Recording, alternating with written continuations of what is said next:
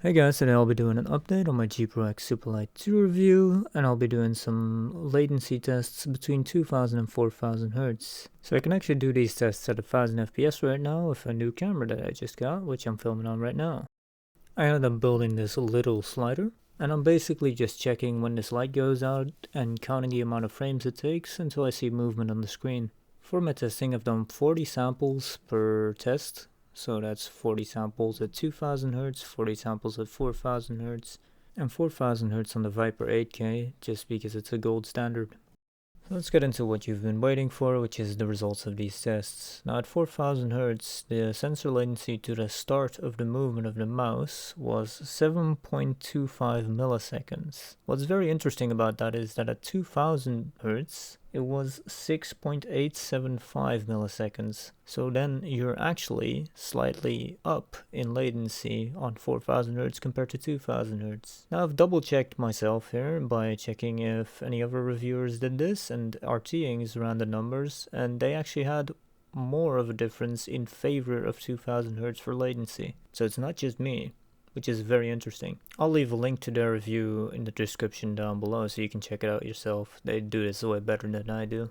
And finally the Viper 8K, which did about 4.825 milliseconds. So that's about a 2 millisecond gain over 2000 Hz on the GPX2 and about 2.5 milliseconds of gain over 4000 Hz on the GPX2. So let's just go over these tests real quick. So in my testing, the GPX2 at 4000 Hz had about 7.25 milliseconds of delay.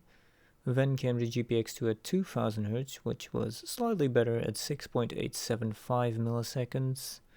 And then the Viper 8K at 4000 Hz came in at 4.825 milliseconds as a comparison. With that being said, is there still a reason to run 4000 Hz?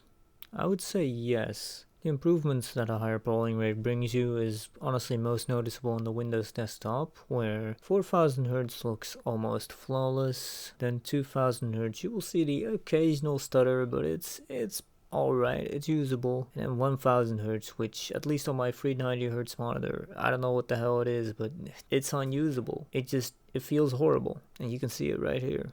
So after all this testing, I'll personally stick to using 2000 Hz at this time. I wonder what's going on, if it's buffering inputs or something to keep up with the higher polling rate on the smaller receiver.